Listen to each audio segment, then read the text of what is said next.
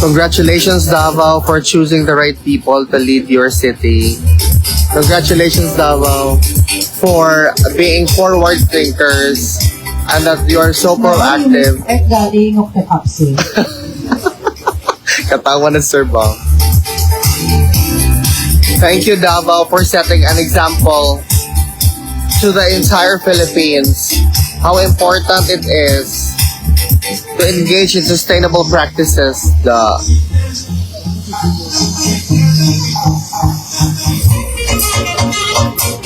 Kudos to Davao for doing whatever it is that you are doing. Photo ops daw sila.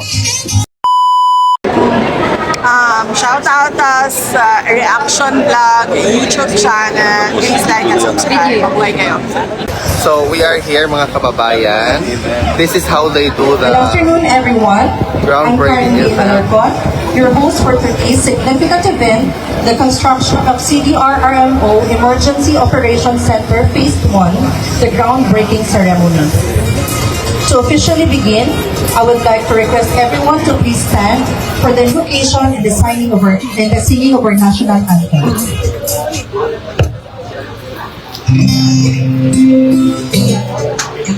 Loving God, our Sir Creator, Martinberg, source of all life and wisdom, we come before you as people of many faiths, united by a shared desire for peace, justice, and compassion.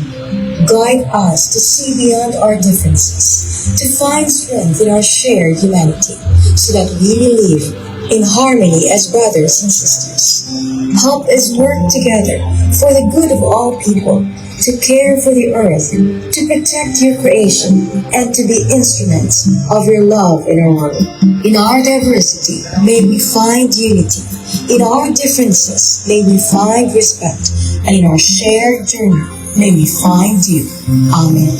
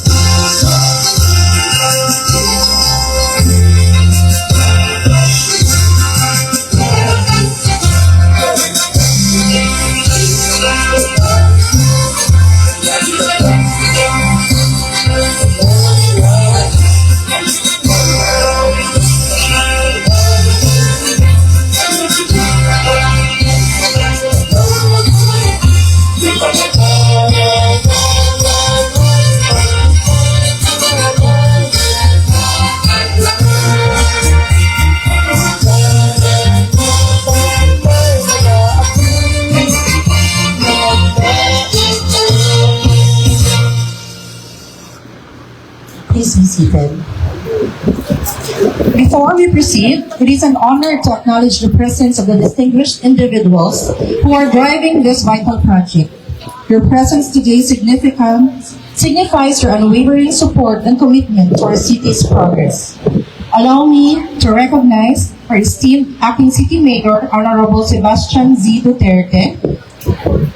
Representing the City Engineer's Office in behalf of Attorney Janice Luis Esparza is Engineer Johnson Uy. From the City Council, the Chairperson of the Committee on BRRM, Honorable Councilor Alberto Kicunab. The host, Barangay Leader, Honorable Pasito Di Cañete Jr., Barangay Captain of Barangay Maatalowo District. From our Critical City Health Office, in behalf of Dr. Thomas Ababon, let us welcome Dr. Margie Rubio. Mr. Maximo P. Macalites Jr., the City Economic Enterprise Department Head. Mr. Paul Previldo E. Bermejo, Department Head of Ancillary Services Unit. Also present are respective department head and division heads. The department head of the CDRRMO, retired Police Colonel Alfredo D. Baluran Jr., alongside is Mr. Rodolfo Encapo, Assistant Department Head and Division and the Division Head for Operation and Warning Operation, Mr. Rodrigo C. Bustillo. Engineer Sandy C. Maylik, Acting Division Head of the Information and Communications Technology. Sir Lyndon Leovic Arcahas, Acting Division Head of Record Central 911. Julieta Katakutan, the Procurement Head. And Ma'am Joanna Rizago, the Acting Division Head of the Research and Planning Division. We also recognize the team ensuring the successful execution of this project. The President of Relay and Supply Incorporation, Mr. Renato Castañeda. In behalf of the President, let us welcome also Ma'am Cynthia Arenas, the Technical Consultant. To the individuals whose tireless efforts made this be possible, Engineer Ralph Epe, Ma'am Yayang Thompson, and Ma'am Terry-Ann Subnet, thank you all for your hard work. And also a big thank you to USAR and FBU team for diligently preparing this site. And finally, a warm welcome to our dedicated media partners and visitors who are here to share this milestone. To formally open our program, let's hear from one of the key figures in disaster risk reduction and management in our city. Please welcome with a big round of applause the head of the CDRRMO, Retired Police Colonel Alfredo T. Baluran, for his welcome address.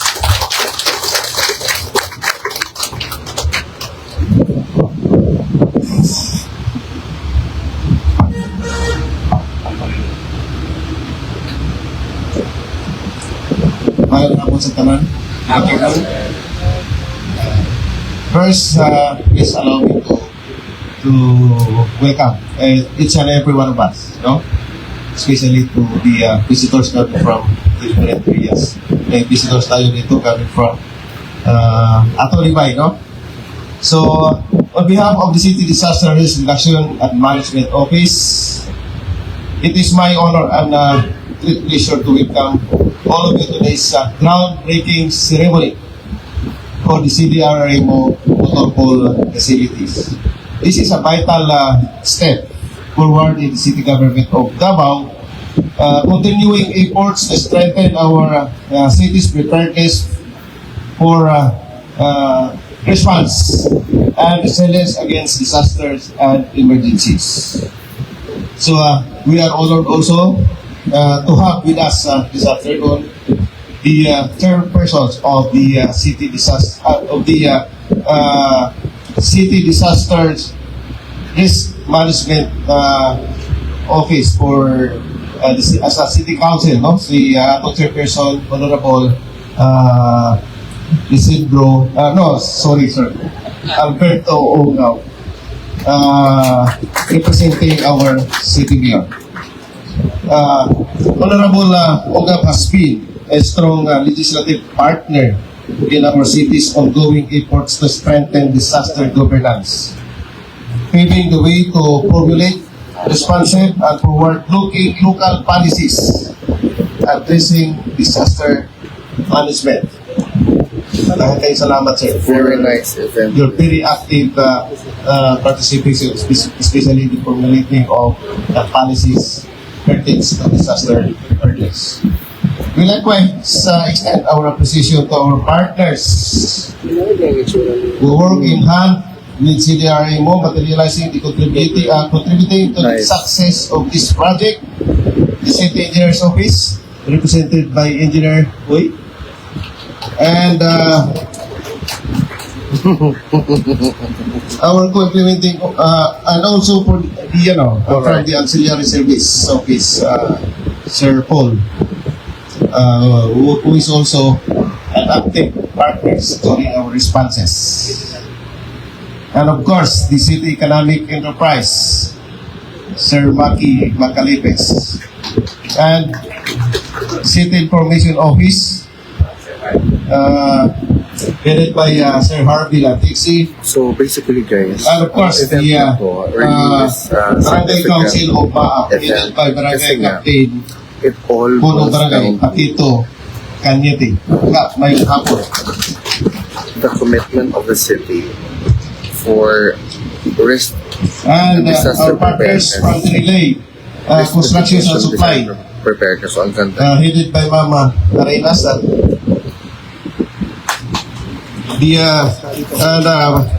awarded contractor for the project, and of course, our friends, guests, and stakeholders who have joined us this moment event.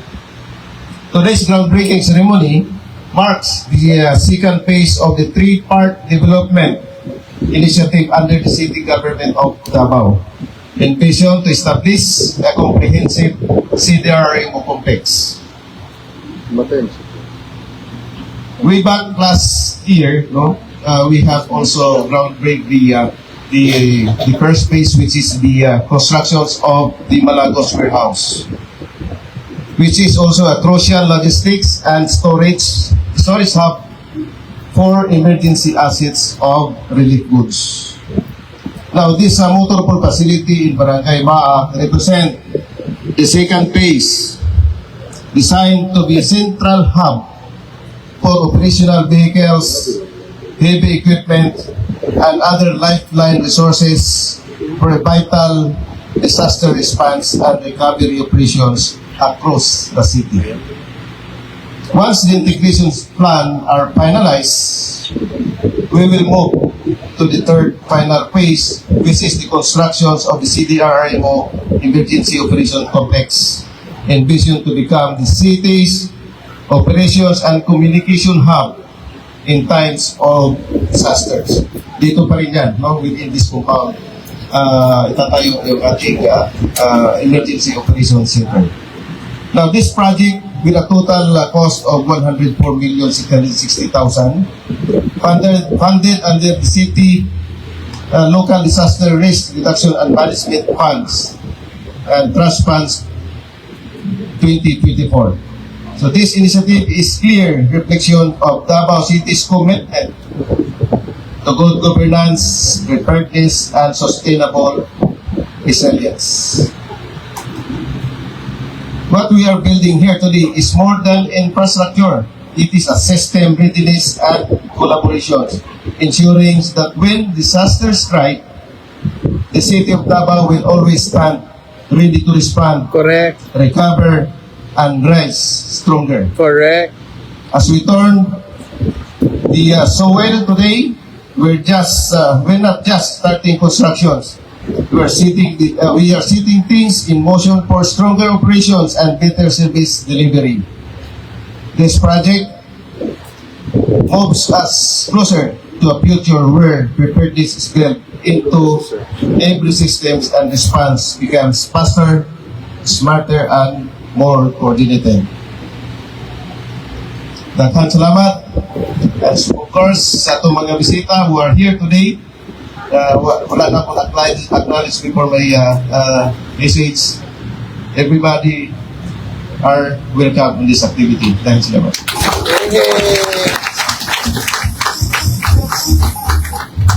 Thank you very much, sir, for the inspiring welcome. At this time, we will hear the insights and commitment of the city government towards this new development. On behalf of our acting city mayor, Honorable Sebastian Z. Duterte, it is my privilege to call on Honorable Councilor Alberto T. Ungab for the reading of the keynote address.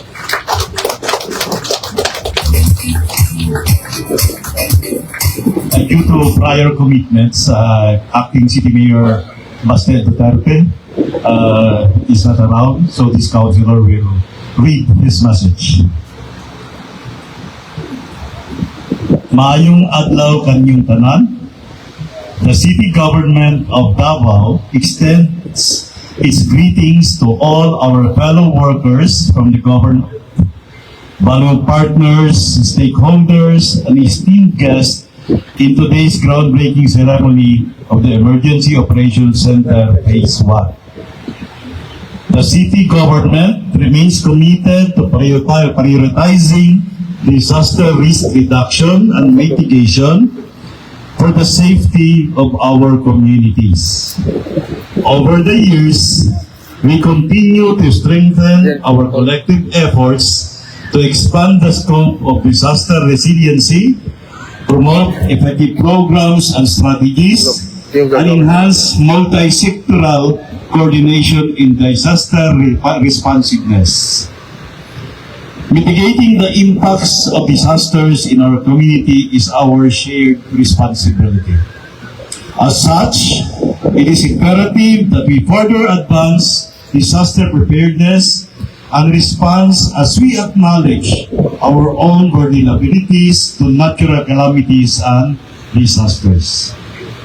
The establishment of the Emergency Operations Center, which will serve as a central command hub of the city during emergencies, is a welcome addition to our existing disaster risk reduction and management hubs across the city. This milestone not only highlights the significance Yes. of strengthening our shared commitment to building a more disaster-resilient community and prioritizing the safety and well-being of every Tabawenyo, but also in creating an inclusive and responsive disaster risk reduction and management system for all. Padayon kita nga magtinabangay alang sa kayuhan o kaluwasan sa tanan dinhi sa syudad sa Davao karon ug umaabot pa nga mga panahon. Once again, congratulations ug daghang salamat. Signed, Sebastian C. Duterte, Acting City Mayor. Thank you and good afternoon. Congratulations, Davao, for always being on top of everything. Thanks, Councilor Uga, for sharing those powerful words. Pretty ko kayo ka, Jess. For the project overview, may I call on Engineer Johnson Uy. Nagmana.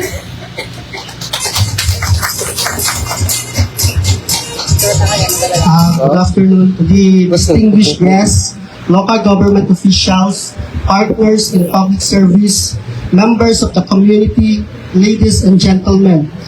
I am deeply honored to stand here today representing our officer in charge of the City Engineer's Office, Attorney Janice Luis H. Esparcia, in this significant moment for our city, the groundbreaking ceremony for the City Disaster Emergency Response Center. The overview of this project, constructions of City RRMO Emergency Operations Center Phase 1, located at Barangay Maang, Slaughterhouse, Davao City, with a source of fund, LDRRMF 2024. The building has a dimension of 50 meters by 35 meters building footprint with a total lot area of 2,885 square meter. This building can accommodate 100, more or less 100 personnel and 30 light vehicles. The duration of this project is almost 360 calendar days. This project is more than just a building. It is a strong statement of our city commitment to a public safety, resilience, and preparedness in times of calamity.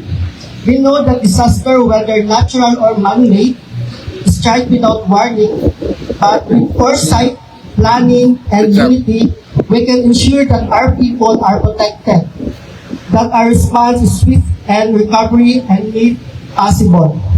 The forthcoming Disaster Emergency Response Center will serve as the nerve center of coordinated action, a place where our first responders can mobilize efficiently, where equipment and resources will be readily available, and where lives can be saved through timely intervention.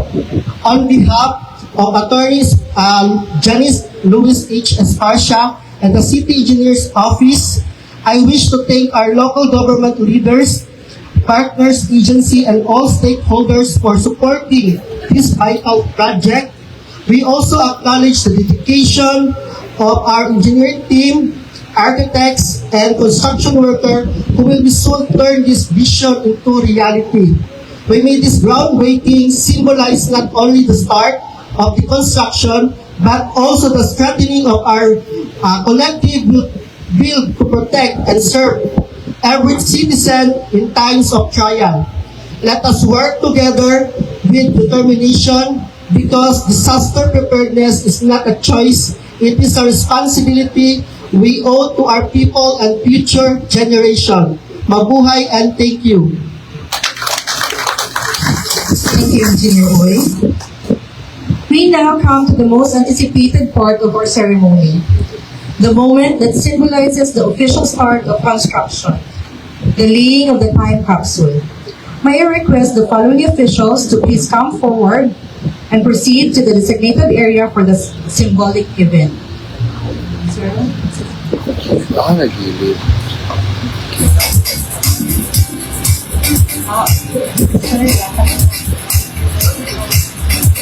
So mga kaigsuunan, it's really a known fact that Davaoenos are so forward-thinking and they're really into sustainable development. Not only because it is timely and relevant, but because that's what the inhabitants of Davao actually need. So that's what I like about Davao. Their approach to things are so proactive and they are not reactive at all. For example, they are going to do this construction here.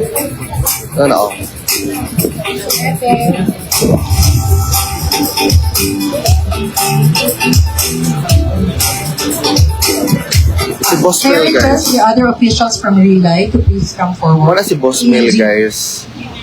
We will also request Engineer Paul, Miss Fides, Dr. Rita Jane, mga kasanyeda yan eh, basi pa wa ako dali mo diri.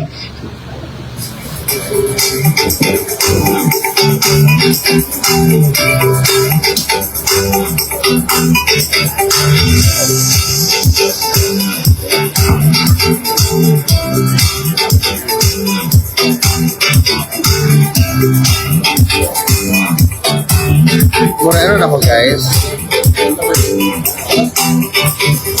Lolo. Yes, they're so proactive. Naki-picture na to.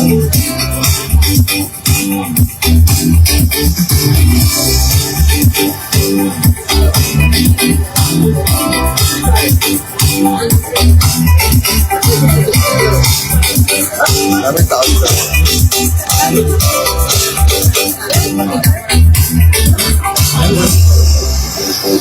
Maraming tao dito, guys. See?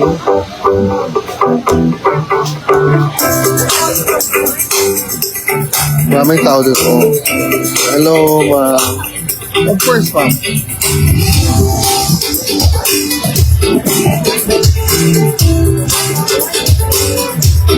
Thank you, ma'am. Ayun. Ang daming tao dito, mga kababayan. It's amazing. Congratulations, Davao, for choosing the right people to lead your city. Congratulations, Davao, for being forward thinkers and that you are so proactive. Galing of the capsule. Katawa na Sir Bob. Thank you, Davao, for setting an example to the entire Philippines how important it is to engage in sustainable practices.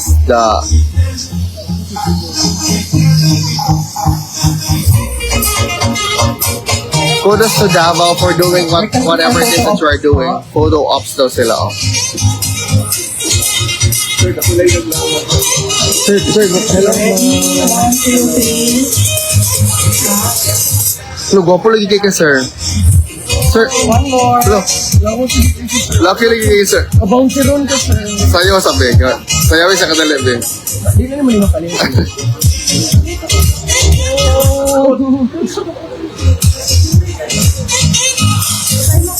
Adel si Paolo.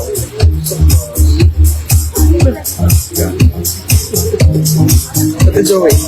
Joey is also here. Congratulations.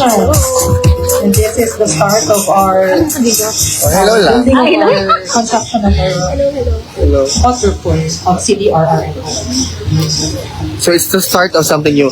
Davao City is an example to all other LGUs within the Philippines that the importance of sustainability and sustainable practices, and to ensure that your constituents are well guarded, safe as well, and they deserve the kind of service not only supposedly exclusive to Davao but also the entire Philippines. Yes, ganyan talaga. Shout out Geraldo. VIP talaga yan si Tio, guys, kasi alam mo naman Tio Moreno. Sabi nila VIP ka daw, kaya meron kang ganyan. Of course, he's a guest of honor. This time capsule holds the memories and aspirations that will be unearthed by the future. Thank you, Nida. Picture na sila. Now, may I call on all our distinguished guests, department heads, and partners to join